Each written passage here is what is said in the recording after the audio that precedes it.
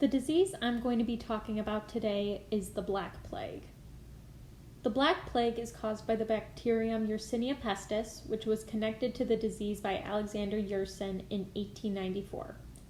Between 2000 and 2019, there was an average of 7 cases per year in the United States, and there are 1,000 to 2,000 cases per year reported to the World Health Organization. And the countries with the greatest number of cases per year are the Democratic Republic of the Congo, Madagascar, and Peru. Plague is a zoonotic disease often spread to humans through the bites of fleas, which act as a vector for the disease. Rodents act as reservoir hosts for the plague, with fleas spreading the disease.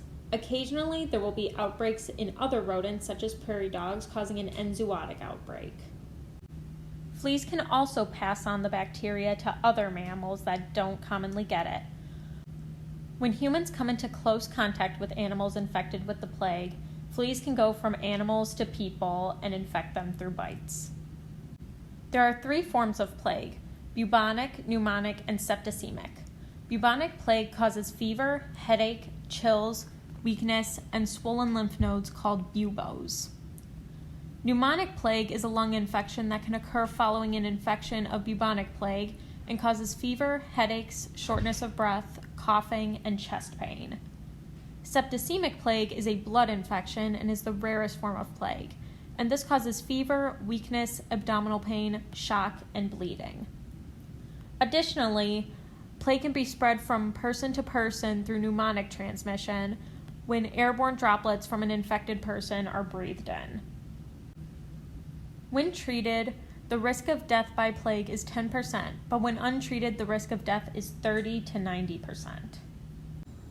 There have been 3 plague pandemics in human history. The first was the Justinian plague, which originated in the Eastern Roman Empire and took place from 541 to 750 AD. This was definitively linked to Yersinia pestis in 2013 through DNA analysis of skeletal remains. The second plague pandemic, commonly known as the Black Death, is known as the deadliest pandemic in human history, resulting in the deaths of 75 to 200 million people. The third plague pandemic originated in 1855 in China and continued until 1959, when the worldwide casualties dropped below 200 cases per year. Major outbreaks from this pandemic occurred in America from 1900 to 1924. Yersinia pestis is a gram-negative facultative anaerobe. It uses a type 3 secretion system to inject proteins into macrophages and other immune cells. These proteins form pores in host cell membranes, causing lysis and limiting cell signaling pathways important to the immune system. Since this type 3 secretion system is responsible for Yersinia pestis' virulence, it has been examined as a potential target for new therapies. Currently, the main method of treating plague is by avoiding contact with rodents and fleas, by eliminating food sources for rodents in areas that harbor plague, and by ensuring fleas and pets are prevented. A vaccine was used during the 3rd plague pandemic in India and reduced mortality by 50 to 85%.